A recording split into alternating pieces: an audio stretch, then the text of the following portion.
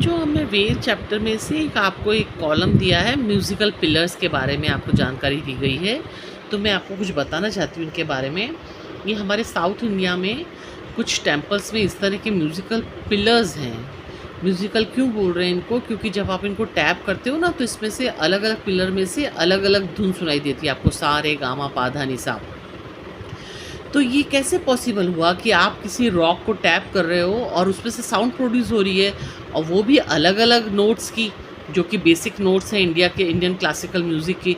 तो आप सोच सकते हैं बच्चों, इतने एंशिएंट टाइम में हमारे जो जो इंडियन साइंटिस्ट हैं या जो फिज़िसिस्ट हैं, उनको इतनी नॉलेज थी कि उन्होंने रॉक्स को उनकी, अब वो जो साउंड प्रोड्यूस हो रही है वो किस पे डिपेंड कर रही है? वो डिपेंड कर रही है कि इन रॉक्स की इलास्टिसिटी क्या है या इनकी डेंसिटी पर, उसके अकॉर्डिंगली ही अलग-अलग साउंड प्रोड्यूस हो रही है ना। उस समय से ही उनको इतने नॉलेजेबल थे कि उन्होंने उन रॉक्स की डेंसिटी और उसको इलास्टिसिटी को इस तरह से कंबाइन करके इस तरह से पिलर बनाए कि वो अलग-अलग तरह की साउंड के नोट प्रोड्यूस करते थे।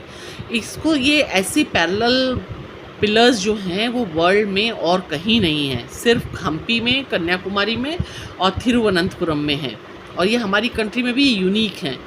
तो ब्रिटिशर्स को भी बहुत आश्चर्य, बहुत पुराने टाइम के हैं बच्चों ये, बहुत, तो ब्रिटिशर्स को भी बहुत क्यूरियोसिटी थी कि ये कैसे पिलर्स में से साउंड प्रोड्यूस हो रही है। तो उन्होंने इसको कटवा के भी देखा था कि क्या रीज़न क्या है।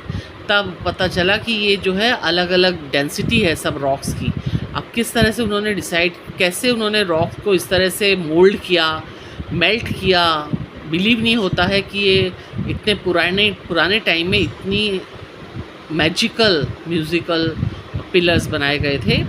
हमारे कंट्री में क्या है कि नॉलेज की कमी नहीं है, लेकिन जो ये ब्रिजेस वगैरह आजकल टूट जाते हैं ना, वो ऐसा नहीं है कि इंजीनियर्स के पास नॉलेज नहीं है, उनको पता नहीं है, उनको सब आता है, लेकिन करप्शन के कारण होते हैं डिज़ास्टर्स।